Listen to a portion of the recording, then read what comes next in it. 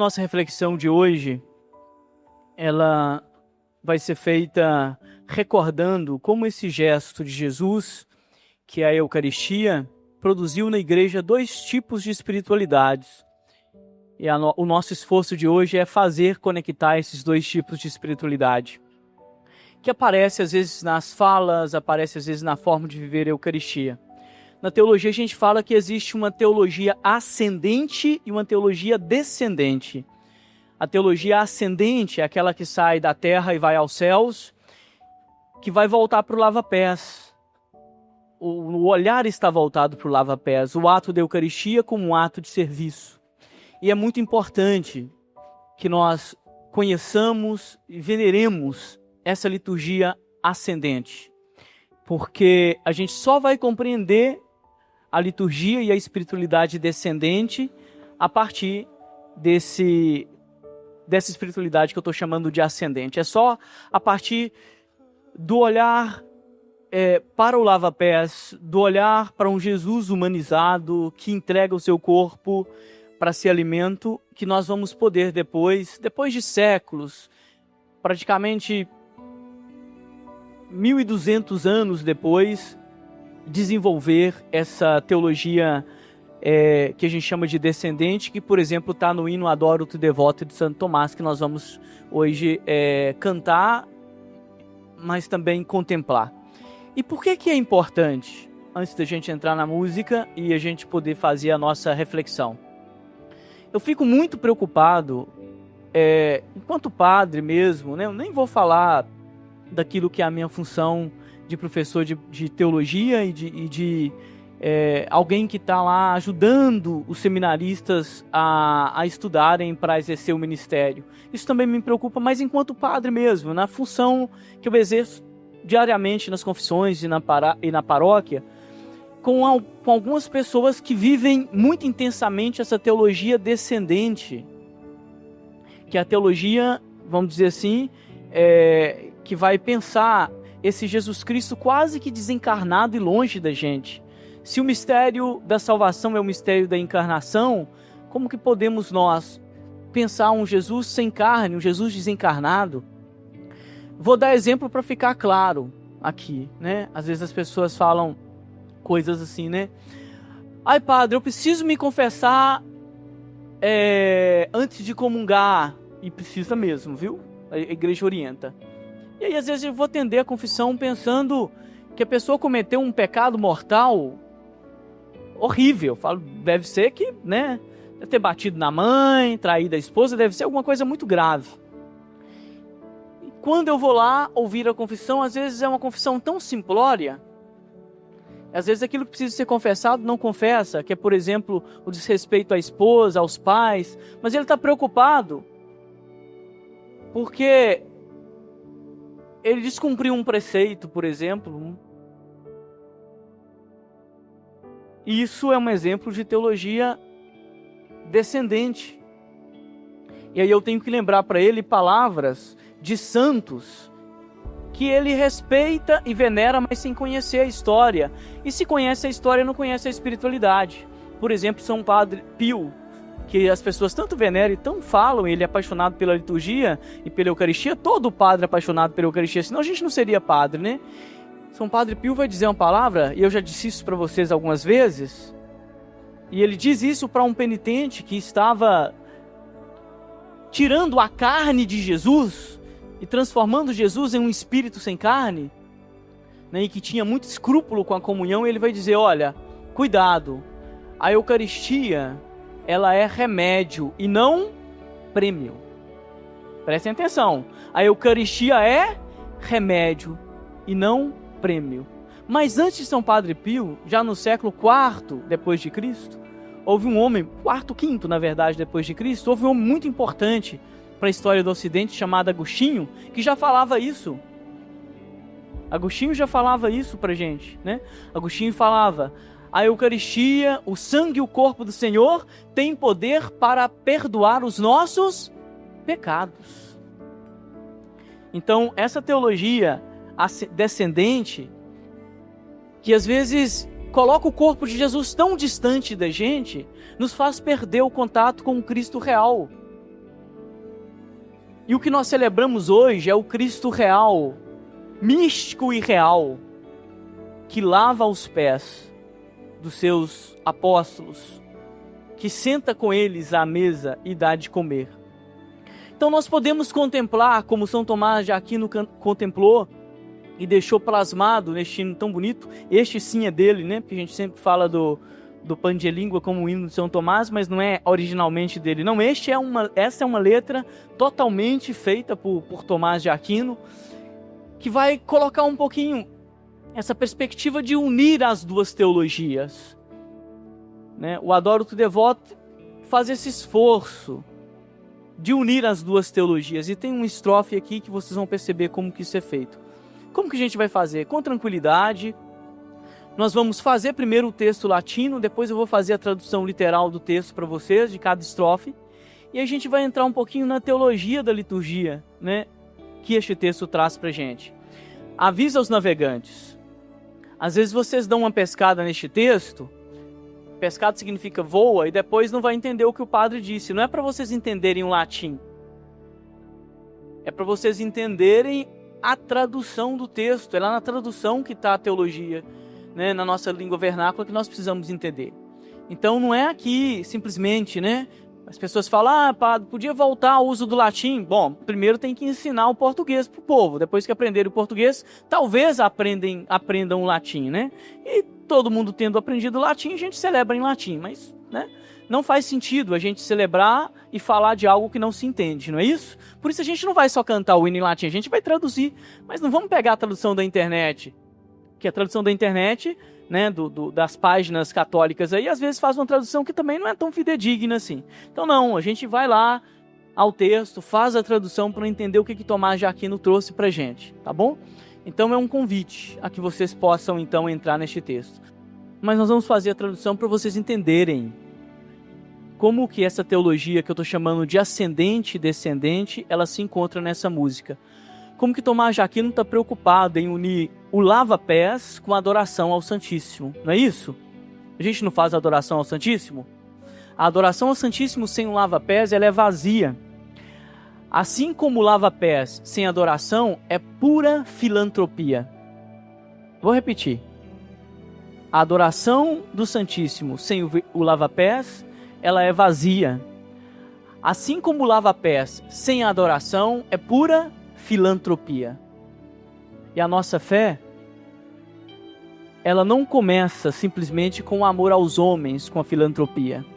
A nossa fé começa com o amor a Deus. E por Deus, o amor à humanidade. Por isso São João vai dizer que é mentiroso aquele que fala que ama a Deus a quem não vê e não ama o próximo a quem vê.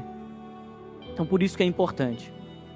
Diz assim: Adoro-te devote in latis deitas, que sub his figuris veri latitas, tibi secor meum totus subscit, quia te contemplas todum te ficit. Adoro-te devotamente, divindade latente, que sob estas figuras verdadeiramente estás latente. Figuras do pão e do vinho. A ti meu coração inteiramente submetido, te contempla também inteiramente deficiente. Nessa primeira estrofe, Tomás de Aquino vai jogar com a divindade latente e os sentidos deficientes. Então, deu uma rimada no português e em latim também, né? Só que quando vocês vão ver o texto, eles não traduzem divindade latente, traduz divindade escondida. E daqui a pouquinho eu vou dizer para vocês por que a gente deveria manter o termo latente e não o termo escondido. Porque tem uma teologia aqui por detrás. E a gente precisa saber aquilo que a gente canta e aquilo que a gente reza, né? Depois da segunda estrofe, depois que Tomás faz essa oposição entre a divindade latente e o sentido deficiente.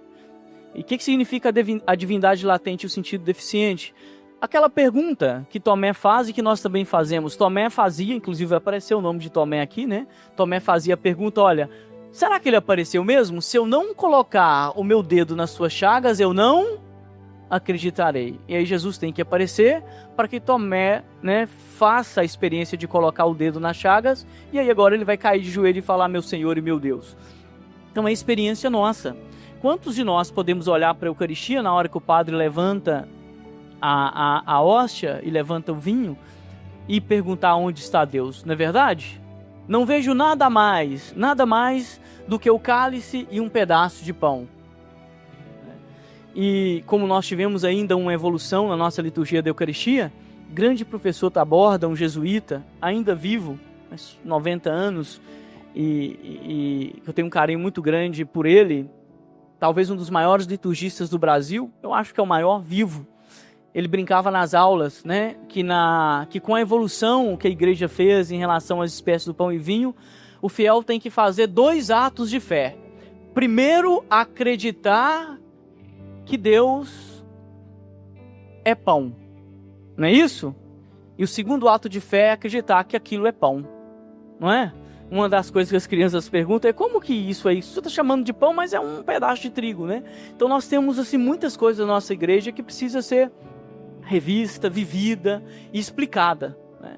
Então a gente não tem como distribuir pão, né? Não tem como fazer pão ázimo hoje para 500 pessoas. Imagina o Santuário de Aparecida fazendo pão ázimo para todas as missas. Daria conta?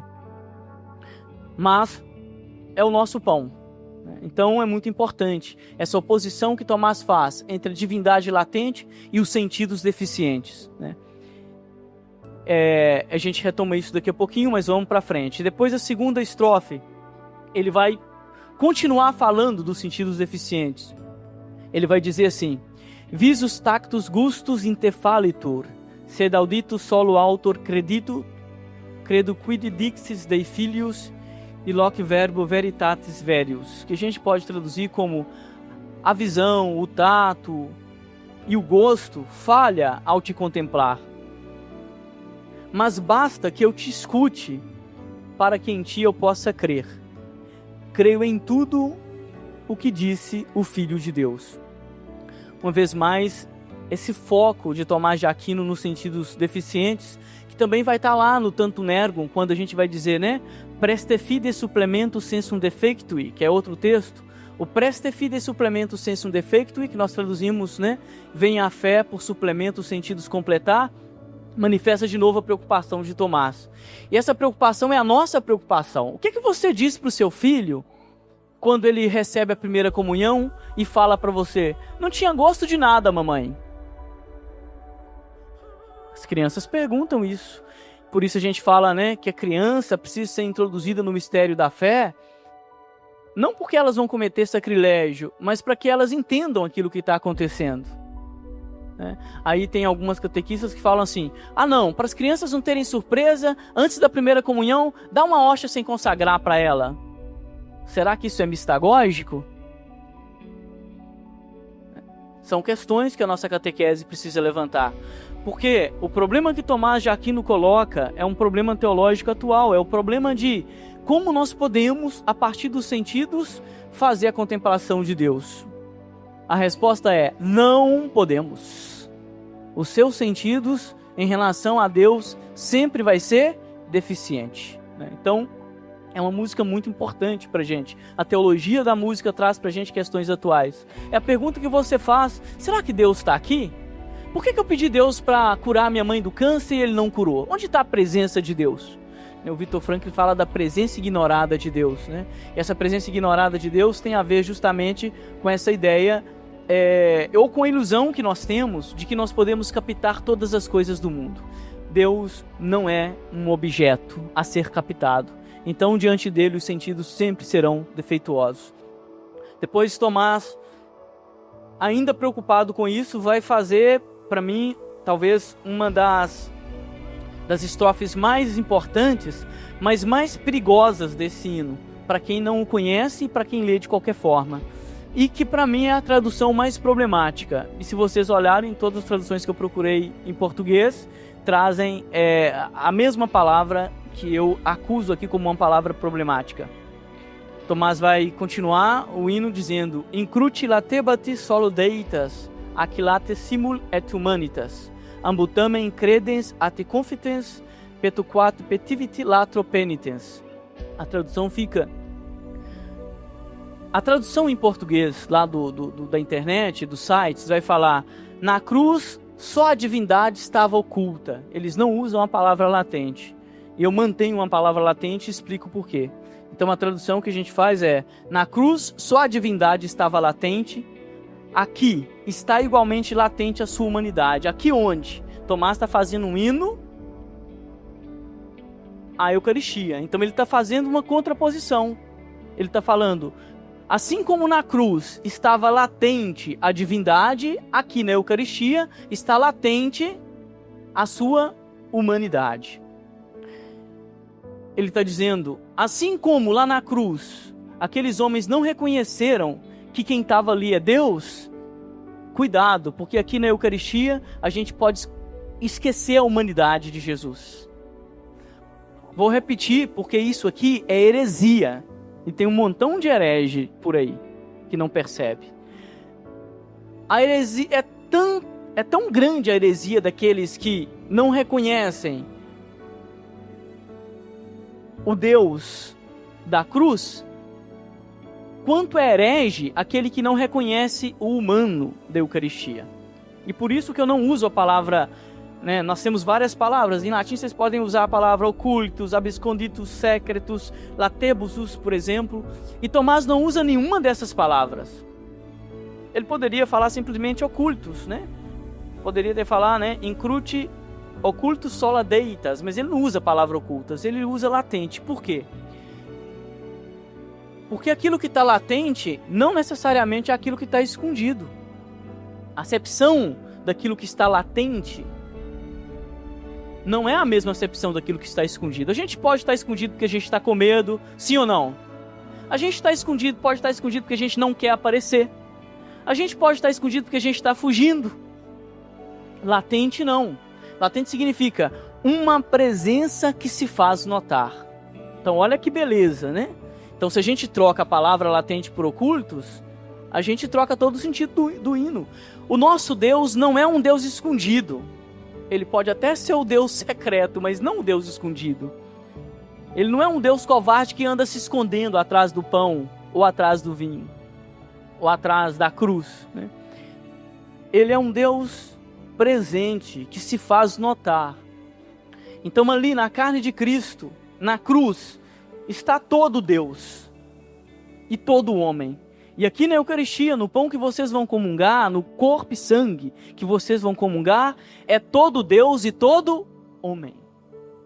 Se humanidade e divindade estão presentes na cruz, humanidade e divindade estão presentes também na Eucaristia. A gente não comunga só a divindade de Jesus. Herege quem assim pensa. Por isso São Padre Pio dizia, né, que a Eucaristia não é prêmio, mas remédio. Porque o Jesus que curou o cego continua curando na Eucaristia, o Jesus humano. O Jesus que lavou os pés continua fazendo o seu serviço na Eucaristia. Quando você comunga, é o Senhor te servindo para a salvação da sua alma, para a salvação daquilo que é a pessoa humana, né, na sua integralidade. Então, essa frase, ou essa estrofe de Tomás, ela é central, ela é muito importante, né?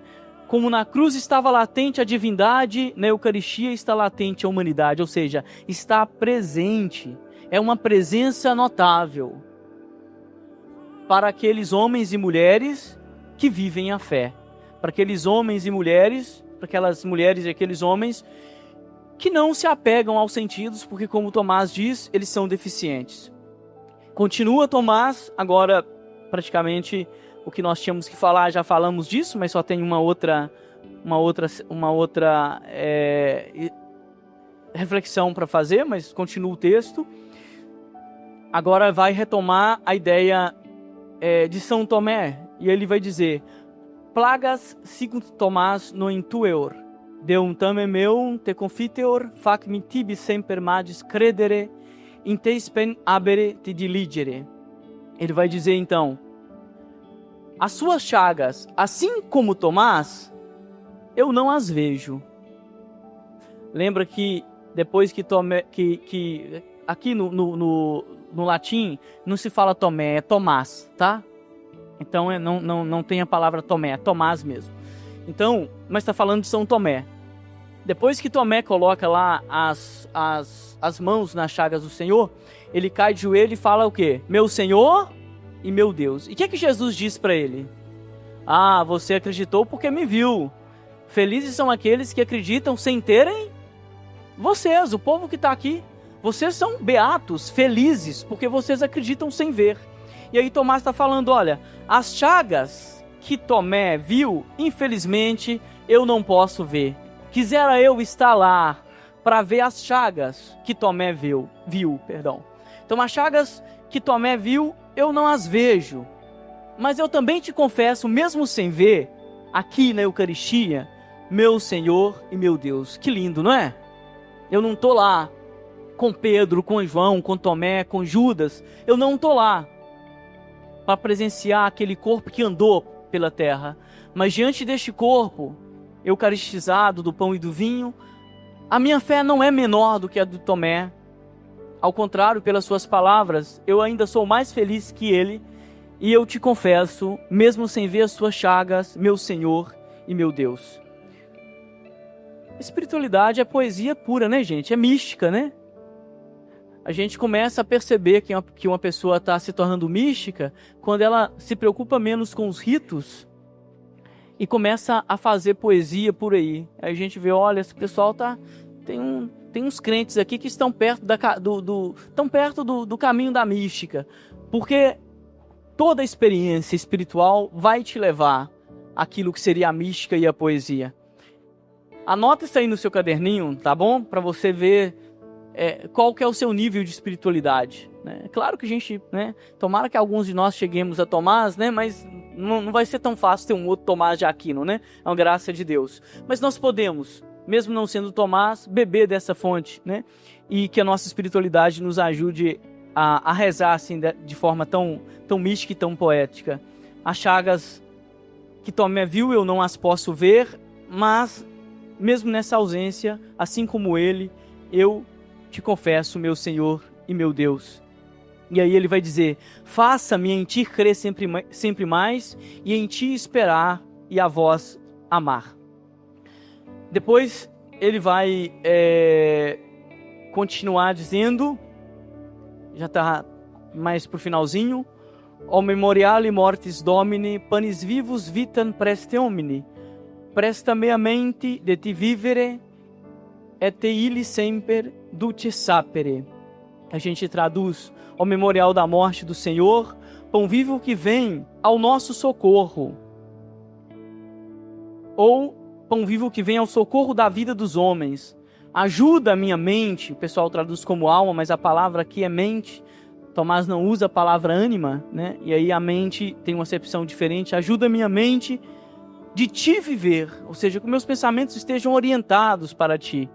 Né? Tomás era um grande intelectual, então ele tinha medo de que ele pudesse ter um pensamento que fosse um pensamento que o tirasse da graça. Né? O pensamento, ele pode ser orientado para outra coisa que não Deus, então ele está preocupado com a mente, por isso ele pede, né?